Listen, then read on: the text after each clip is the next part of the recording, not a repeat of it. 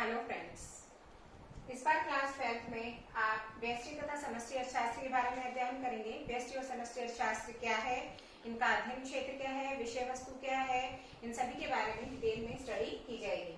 सबसे पहले व्यष्टि और समष्टि अर्थशास्त्र का अध्ययन करने से पहले मैक्रो इकोनॉमिक्स की स्टडी करने से पहले व्हाट इज इकोनॉमिक्स, इकोनॉमिक्स क्या है, अर्थशास्त्र क्या है।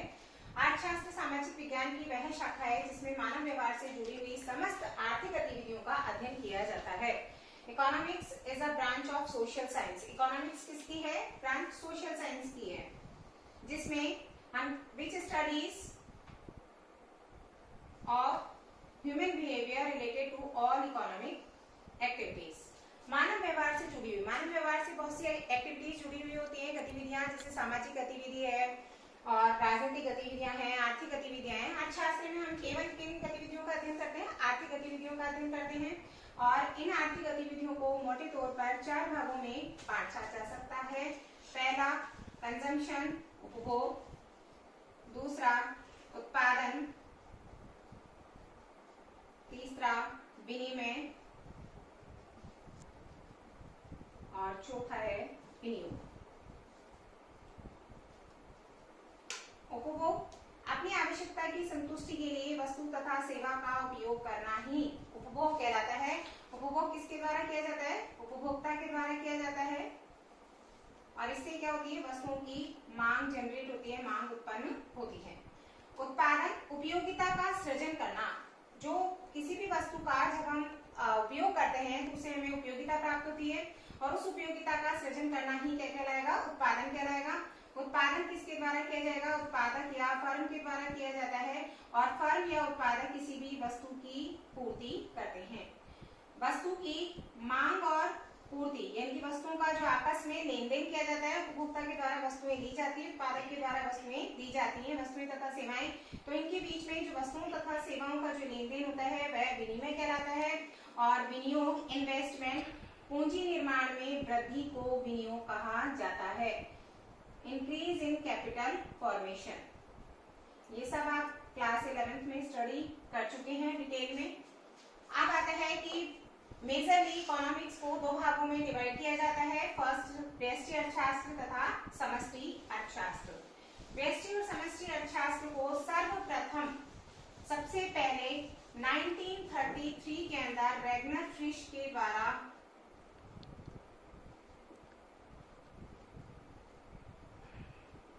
बताया गया था। रेगनर फिश ने सबसे पहले व्यष्टि तथा समष्टि शब्दों का प्रयोग किया था। माइक्रो तथा मैक्रो, ये 2 शब्द जो लिए गए हैं ये ग्रीक भाषा के माइक्रोस और मैक्रोस, इन 2 वर्ड से लिए हैं। माइक्रोस का मतलब होता है स्मॉल और मैक्रोस का मतलब होता है लार्ज। स्मॉल का मतलब आप जानते हैं छोटा, और लार्ज का मतलब होता है बड़ा। तो इनको जब इसलिए व्यष्टि अर्थशास्त्र जिसे हम कहते हैं माइक्रो इकोनॉमिक्स, समष्टि अर्थशास्त्र जिसे कहा जाता है मैक्रो इकोनॉमिक्स। अब इसको समझने के लिए बहुत ही सिंपल सा तरीका है, MCRO। MCRO दोनों में कॉमन है। इधर क्या है? I और इधर है A।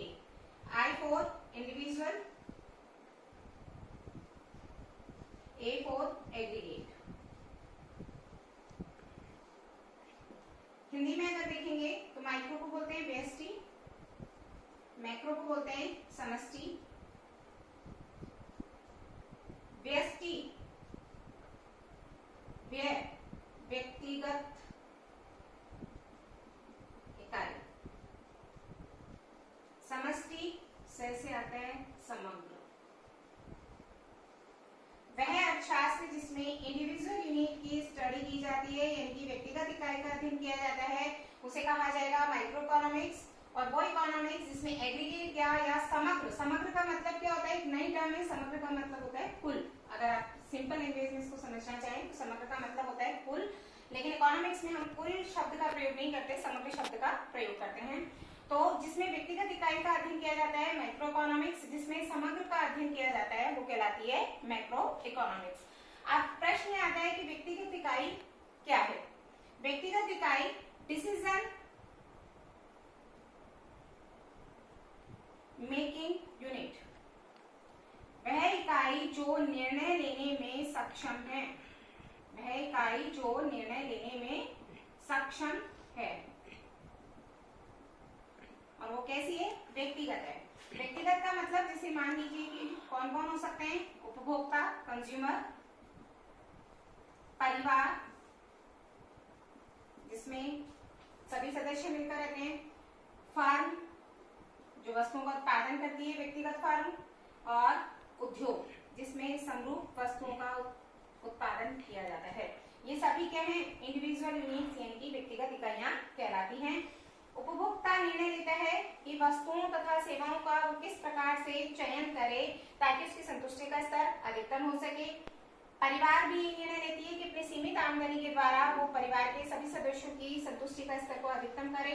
फर्म ये निर्णय लेती है कि किन किन वस्तुओं का वो उत्पादन करे ताकि उसके लाभ अधिकतम हो सके। ठीक इसी प्रकार से उद्योग भी अपने लाभों को अधिकतम करने का प्रयास करते हैं। समग्र से मतलब होता है कुल से। कुल का समग्र का मतलब हो गया कि जैसे कि राष्ट्रीय आय,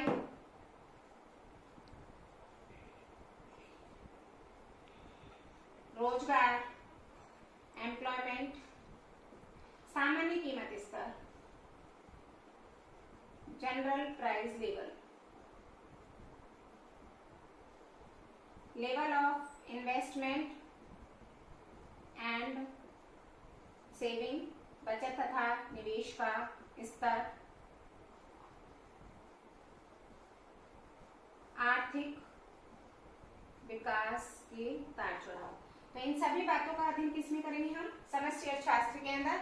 राष्ट्रीय आय, रोजगार का निर्धारण, सामान्य कीमत स्तर का निर्धारण किस प्रकार किया जाता है, बचत तथा निवेश का स्तर का निर्धारण किस प्रकार, और आर्थिक विकास के अंदर किस प्रकार से वृद्धि की जाए। तो इन सभी का अध्ययन मैक्रो इकोनॉमिक्स के अंदर यानी कि समष्टि अर्थशास्त्र में किया जाएगा। माइक्रो इकोनॉमिक्स में किस किस का अध्ययन करेंगे? माइक्रो इकोनॉमिक्स के अंदर सबसे पहले हम स्टडी करते हैं थ्योरी ऑफ डिमांड, मांग का सिद्धांत। उसके बाद थ्योरी ऑफ सप्लाई, पूर्ति का सिद्धांत। मांग और पूर्ति जहां एक दूसरे से मिलते हैं वहां एक्सचेंज होता है, विनिमय होता है वस्तुओं और सेवाओं से, और जहां वस्तुओं व सेवाओं का विनिमय होता है उससे किसका निर्माण होता है? बाजार का निर्माण होता है। और बाजार की किसी भी वस्तु का उत्पादन करने के लिए जिन साधनों का प्रयोग किया जाता है उन साधनों में किस प्रकार संसाधनों का किस प्रकार वितरण किया जाए, डिस्ट्रीब्यूशन। तो माइक्रो इकोनॉमिक्स में आप चार इसके क्षेत्र हैं। फर्स्ट थ्योरी ऑफ डिमांड, मांग का सिद्धांत, दूसरा पूर्ति का सिद्धांत, तीसरा विनिमय का सिद्धांत, और चौथा हम पढ़ते हैं वितरण का सिद्धांत। ठीक इसी प्रकार से मैक्रो यानी कि समष्टि अर्थशास्त्र के अंदर हम स्टडी करते हैं national income, national employment, general price level and the level of investment and saving and economic development. तो ये माइक्रो और मैक्रो इकोनॉमिक्स कहलाते हैं। अंतर देखते हैं। तो फर्स्ट जो आता है वो आता है कि माइक्रो इकोनॉमिक्स के अंदर हम इंडिविजुअल यूनिट की स्टडी करते हैं, व्यक्तिगत इकाई का अध्ययन करते हैं, जबकि समष्टि अर्थशास्त्र में संपूर्ण अर्थव्यवस्था, economy as a whole, economy as a whole संपूर्ण अर्थव्यवस्था का अध्ययन करते हैं। व्यष्टि अर्थशास्त्र को कीमत सिद्धांत के नाम से भी जाना जाता है। Microeconomics is known as the price theory. क्यों इसे कीमत सिद्धांत के नाम से जानते हैं? क्योंकि व्यष्टि अर्थशास्त्र में हम वस्तुओं तथा सेवाओं की कीमत का निर्धारण करते हैं। वस्तुओं व सेवाओं की कीमत का निर्धारण करते हैं, इसलिए इसे किस नाम से जाना जाता है? कीमत सिद्धांत के नाम से जाना जाता है। दूसरा इसे कीमत सिद्धांत इसलिए भी माना जाता है क्योंकि उपभोक्ता वस्तुओं की कीमतों के दिया हुआ होने पर यह डिसीजन लेता है कि उन्हें उसे किन किन वस्तुओं का उपभोग करना है। उत्पादक वस्तुओं की कीमतों को दिया हुआ होने पर यह डिसीजन लेता है कि उसे किन किन वस्तुओं का उत्पादन करना है। तो वस्तुओं की कीमतें इसमें क्या होती है? दी हुई होती है, और इसके माध्यम से हम कीमत का निर्धारण करते हैं, इसलिए इसे कीमत सिद्धांत के नाम से जाना जाता है। मैक्रो इकोनॉमिक्स के अंदर राष्ट्रीय आय तथा रोजगार का सिद्धांत के नाम से जाना जाता है, theory of national income and employment, क्योंकि इसमें नेशनल इनकम और एम्प्लॉयमेंट का लेवल जो होता है वो डिटरमाइन किया जाता है। थर्ड, इसके इंस्ट्रूमेंट कौन कौन से हैं? जो प्राइस थ्योरी होती है उसके दो इंस्ट्रूमेंट होते हैं, फर्स्ट इज डिमांड, सेकंड होता है supply. Same as macroeconomics के अंदर हम डिमांड नहीं करेंगे क्योंकि इंडिविजुअल की होती है, जो डिमांड है अब पूरी इकोनॉमी की डिमांड है तो उसको कहेंगे एग्रीगेट डिमांड और एग्रीगेट सप्लाई। तो इसके इंस्ट्रूमेंट हो गए demand and supply, macro economics के होंगे aggregate demand and aggregate supply. Aggregate demand और एग्रीगेट सप्लाई से तो नेशनल इनकम एंड एम्प्लॉयमेंट का डिटर्मिनेशन होगा, और डिमांड एंड सप्लाई से प्राइस डिटर्मिनेशन होगा किसका, कमोडिटीज का। इसकी एजम्पशंस कौन कौन सी होती है, व्यष्टि अर्थशास्त्र में माना जाता है कि समष्टि यानी कि मैक्रो इकोनॉमिक्स के जितने भी कंपोनेंट्स हैं वो सारे के सारे कंपोनेंट्स के कांस्टेंट है, स्थिर है। समष्टि के निर्धारक घटक सारे के सारे स्थिर हैं। इट मींस राष्ट्रीय आय तथा रोजगार जो है कंट्री के अंदर देश में जो चल रहे हैं वो सभी स्थिर हैं, उसके आधार पर ही हम इसका निर्धारण करते हैं। जबकि समष्टि अर्थशास्त्र में हम ये मानते हैं कि व्यष्टि, इसका इन्वर्स होगा कि व्यष्टि के निर्धारक घटक यानी कि आय का वितरण क्या है, कांस्टेंट है, स्थिर है, इसमें किसी भी प्रकार का कोई परिवर्तन नहीं हो रहा है। संतुलन की अगर बात की जाएगी तो व्यष्टि अर्थशास्त्र जो है वो किस पर आधारित है, आंशिक संतुलन विश्लेषण पर आधारित है, जबकि समष्टि अर्थशास्त्र सामान्य संतुलन विश्लेषण पर आधारित है। व्यष्टि अर्थशास्त्र partial equilibrium and macro economics is general equilibrium theory. Partial equilibrium theory आंशिक विश्लेषण किसे कहा जाता है, when other factors remain constant. Last previous video के अंदर मैंने आपको बताया था कि दो तरह के वेरिएबल्स होते हैं। फर्स्ट इज आपके होते हैं इंडिपेंडेंट वेरिएबल, सेकंड आपके होते हैं डिपेंडेंट वेरिएबल। इंडिपेंडेंट वेरिएबल्स में अदर फैक्टर्स को हम कांस्टेंट कर देते हैं। सपोज डिमांड थ्योरी के अंदर हम मानते हैं कि demand is a function of price of the commodity, price of other commodities, income of the consumer and taste and preferences and expectations, इन सभी पर क्या करती है, डिमांड डिपेंड करती है। बट आंशिक संतुलन विश्लेषण partial equilibrium law of demand में हमने क्या स्टडी किया था कि demand and price of the commodity में कैसा रिलेशन है, इनवर्स रिलेशन है when other factors remain constant. जब अन्य तत्व स्थिर रहते हैं, केवल एक तत्व में परिवर्तन का प्रभाव किस पर देखा जाएगा, आश्रित चर पर देखा जाएगा, तो वो स्टडी कहलाती है partial equilibrium analysis. General equilibrium analysis हम किसको कहेंगे, जिसमें ऑल वेरिएबल्स आर वेरिएबल, सभी चर जो होते हैं वो परिवर्तनशील होते हैं, उनके अंदर हम चेंज करते हैं, कोई भी वेरिएबल जो होता है वो कांस्टेंट नहीं रहता है, स्थिर नहीं होता है। तो ये तो होता है माइक्रो और मैक्रो के अंदर डिफरेंस। अब आता है कि माइक्रो और मैक्रो की अलग से स्टडी करने की क्या आवश्यकता है।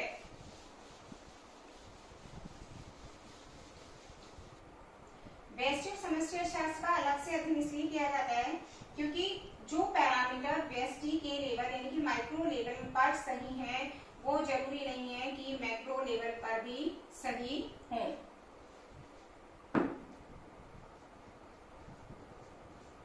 जो पैरामीटर व्यष्टि के स्तर पर सही है वो जरूरी नहीं है कि समष्टि के स्तर पर भी वो क्या हो, सही हो। कैसे, इसका बहुत अच्छा से एग्जांपल दिया जाता है जिसे जाना जाता है तब बचत का विरोधाभास, paradox of fifth. Micro level पर बचत करना यानी कि सेविंग करना कैसा माना जाएगा, लाभकारी माना जाएगा। क्यों माना जाएगा, क्योंकि कोई भी कंज्यूमर है, इंडिविजुअल है, अगर वो जितनी ज्यादा सेविंग करेगा उसका फ्यूचर उतना ही ज्यादा सेफ होगा, उसकी प्रॉस्पेरिटी उतनी ही ज्यादा इंक्रीज होगी। इसलिए ऐसा उसके लिए वो क्या हो गया, सेविंग करना क्या हो गया, लाभकारी हो गया, प्रॉफिटेबल हो गया। बट अगर इसको हम इकोनॉमी के पॉइंट ऑफ व्यू से देखें, यानी कि अगर किसी कंट्री की इकोनॉमी के सभी कंज्यूमर्स अगर सेविंग करने लग जाएंगे तो इसका मतलब हो गया इनकम के दो पार्ट थे, पहला कंजम्पशन, दूसरा सेविंग। सेविंग ज्यादा कर रहे हैं, इट मींस कंजम्पशन क्या हो गया, कम हो गया, उपभोग कम हो गया। उपभोग कम होने की वजह से एग्रीगेट डिमांड, समग्र मांग जो होगी वो क्या हो जाएगी, कम हो जाएगी, रिड्यूस हो जाएगी। समग्र मांग कम हो जाएगी तो फर्मों को उत्पादन क्या करना पड़ेगा, घटाना पड़ेगा, प्रोडक्शन कम करना पड़ेगा, और प्रोडक्शन कम करना पड़ेगा तो लेबर को क्या करना पड़ेगा, रोजगार भी क्या हो जाएगा, कम हो जाएगा। लेबर को काम पे से क्या कर देंगे, हटा देंगे। जैसा कि आप अभी देख रहे हैं कोरोना के टाइम, लॉकडाउन के टाइम एग्रीगेट डिमांड क्या हो चुकी है, कम हो चुकी है, और फर्में जो है वो प्रोडक्शन करना कम कर चुकी है। प्रोडक्शन कम होने की वजह से वो श्रमिकों को काम पर से क्या कर रहे हैं, बाहर निकाल रही है। श्रमिकों को काम पर से बाहर निकाल रहे हैं तो उसका क्या इम्पैक्ट आएगा कि जो लेबर है उसकी इनकम क्या हो जाएगी, कम हो जाएगी। लेबर की इनकम कम होने के बाद अगेन उसकी डिमांड क्या हो गई, कम हो गई। अगेन प्रोडक्शन क्या होगा, कम हो जाएगा। प्रोडक्शन कम होने की वजह से वापस एम्प्लॉयमेंट क्या होगा, कम हो जाएगा। अनएम्प्लॉयमेंट जो होगा वो रेज होगा और पूरी होल इकोनॉमी जो है वो डिप्रेशन में या जिसे कहें मंदी की अवस्था के अंदर पहुंच जाएगी। तो तो जो पैरामीटर एक व्यष्टि यानी कि माइक्रो लेवल पर सही है, वो आवश्यक नहीं है कि वो मैक्रो लेवल पर भी सही हो। इसलिए इन पैरामीटर्स का अलग अलग अध्ययन करना या अलग अलग स्टडी करना ही बेटर होता है। दूसरा, कुछ पैरामीटर्स ऐसे होते हैं जिनका व्यष्टि के आधार पर निर्धारण नहीं किया जा सकता। सपोज जैसे कि अर्थव्यवस्था के अंदर मुद्रास्फीति है, मंदी है, आर्थिक विकास की दर है,